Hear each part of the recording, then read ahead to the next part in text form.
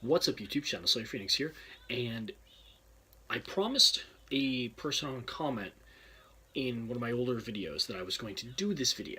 I finally got a hold of them and said, you know what, I need to do this. So I'm pretty much going to be your go-to for Yu-Gi-Oh! Heroclix. I have all the rulings down, I have all the ins and outs, and I have a series of videos that I'm working on that go over the various individual mechanics of Yu-Gi-Oh! Heroclix. So we're going to start with this, the Yu-Gi-Oh! Heroclix scenario rules. This is really interesting. I do have with me the 6-figure starter set, no pieces from it.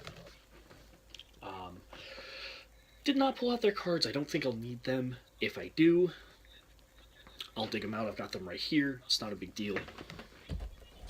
So let's start.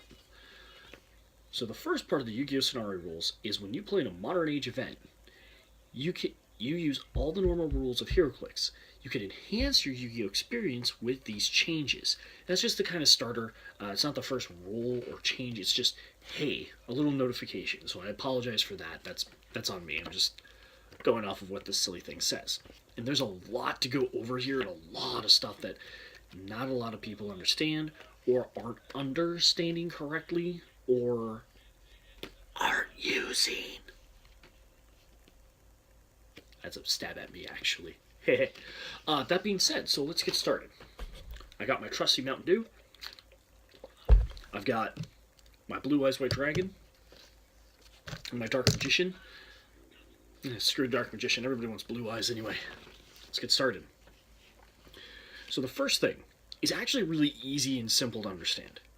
Life points. At the beginning of the game, each player's life points is equal to twice the build total for that game. For bigger and more intensive matches, you can increase this amount by any number you and your opponent agree to. When a friendly character is KO'd, reduce your life points by that character's point value. So what that means is, you and your opponent can ultimately agree to say, oh yeah, let's build 500 points, but let's play at 2,000 life points and drag this game out for an hour or two. Yeah! Ow. Not my cup of tea. I prefer just doing it like, oh, well, I have 300 points with Yugi's team. I've got 300 points with Kaiba's team. Screw it. Let's just do a 600 point. Let's do a 300 point game and play at 600 life points. Keeps things interesting and keeps the juices flowing. You play for a while. We go there.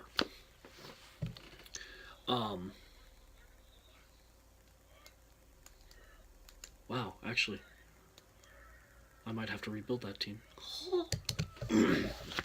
So moving on. But yeah, like I was saying, you know, it just makes for a broader spectrum. So if you really want to have a full, fun Yu-Gi-Oh! Game experience, I would say build 2,000 points. This way you have 2,000 life points. But it basically frees it up so that you and your opponent are pretty much doing two different things instead of, you know, building to 500 points and you're pretty much running the same teams that just get in there and get things done fast. At 1,000 points, you're free to run like Slifer the Sky Dragon, Exodia the Forbidden One, and a bunch of the other larger point figures. It keeps things a little interesting. It keeps you thinking, and as someone who really enjoys these rules, it's a lot of fun. The next rule is respawn. Once per turn, place a character on the map from outside the game in your starting area. This may be a character either from your sideline or one who is KO'd earlier in the game. However, the point value of all friendly characters on the map cannot exceed the build total for the game. So, where did I put him? Oh, here it is. Grab in just Magician of Black Chaos because he's a great example. So let's say you happen to be one of those people that you just bought your starter set for the first time. You and a friend basically split the cost. You get the Yugi pieces, he gets the Kaiba pieces. But you happen to buy a pack and you get Magician of Black Chaos. That's a really nice pull. And you decide, you know what, I'm just going to sit him here on my sideline because that's what he does. But you play the Yu-Gi-Oh! Scenario rules. You pull in your, so let's say your Dark Magician kid's KO'd, you take your 150 life points, move on. But you want to put Magician of Black Chaos out. You can't. Why? Because your Feral Imp is at 50. Keep in mind, let's say again, you build 300 points. This exceeds that 300 points. You need to stay in that 300 point range.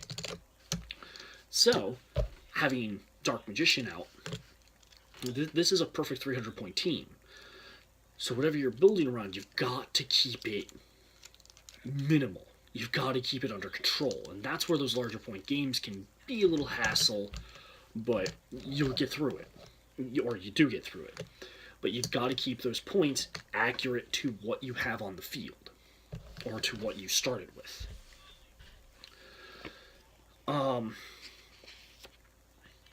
And I'll get more into the sideline when I go over Ritual and Fusion. So we'll end up coming back to that in a later video. That being said, let's continue on. Victory. Once a player's life points reaches 0, that player has been defeated. Remove all of that player's characters from the map. The winner of the game is the last undefeated player. I've actually played a 6-player game using these scenario rules, and we all played at, what was it, 600 point build, so 1200 life point, something like that. That game was actually a lot of fun. And the victory rules here actually state that, or really point at the whole thing of play with multiple players, play with multiple players, play with multiple players. It enhances your experience. So, like, if everybody has a starter set, it's going to kind of get confusing. But if you have a lot of Yugioh pieces and can diversify your teams, that's huge. So let's continue on. The next two things are attack positions and defense positions.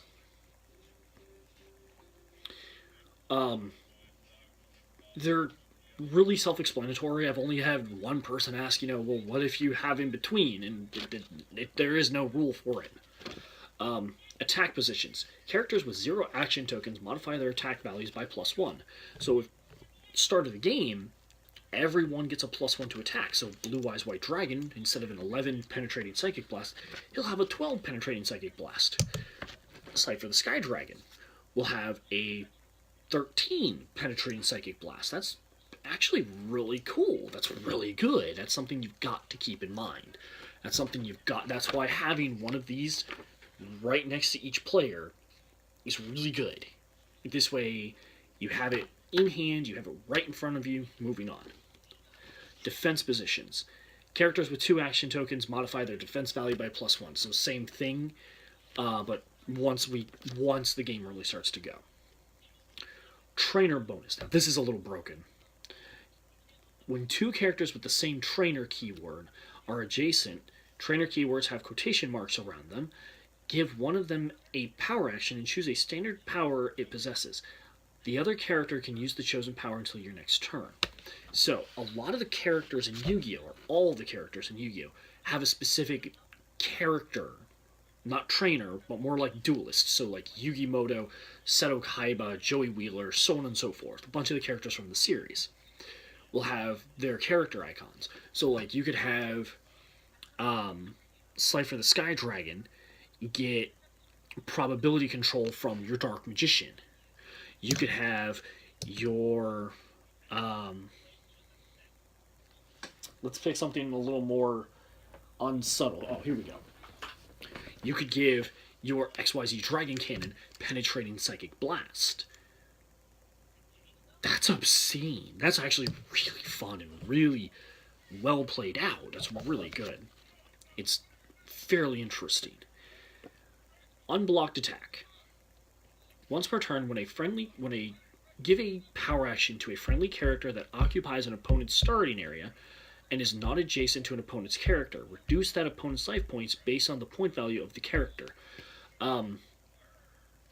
This is where things get a little hectic, and I tend to stay away from these rules, or a lot of people tend to stay away because it's so darn confusing. But it's basically 30 to 39 points, they take 5 life points. 40 to 99 points, they take 10. 100 to 100 to 199, they take 20, and 200 plus, they take 30.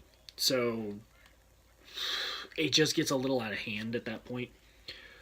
The final thing we're going to go over on this is battle damage. When a character is KO'd, determine the amount of damage that should have been taken but wasn't because it was KO'd.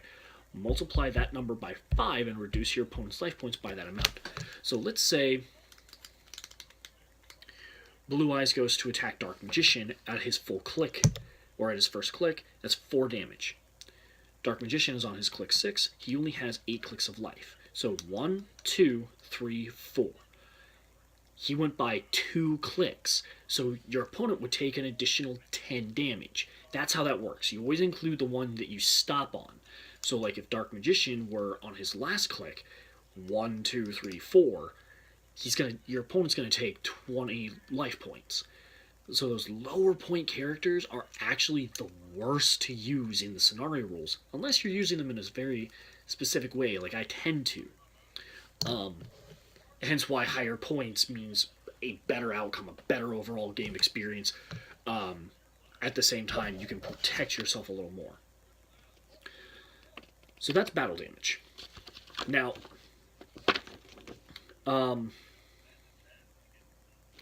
there is a spell and trap ruling that when I do my spell and trap rules, I will go over. They're pretty self-explanatory, and it's basically just the victory points. Like, oh, your opponent used 3 spell and traps, we'll add up those points and add to your victory point total. You still add up victory points the same way as you would in a regular game in the Yu-Gi-Oh! Scenario rules. It's just, you will also have the option of battle damage. But you still add up the victory points. So you take your opponents, like, what did they use for spell and traps, and just factor them in. And then when I get to my video of the Millennium Stone, I will go over how the Millennium Stone can interact, or should interact, with the Yu-Gi-Oh! Scenario rules. I know I kind of went over this a little fast, and there's not a lot of practice demonstration, but I'm still in the process of moving, so a lot of my stuff is all over the place still. I just have a little bit of room to do this, and to continue my videos. With that being said, I'm Shadow Slayer Phoenix. I'll see you in the next video. Hopefully we should be going over spell and traps. I might even do that next. Have a great one, guys.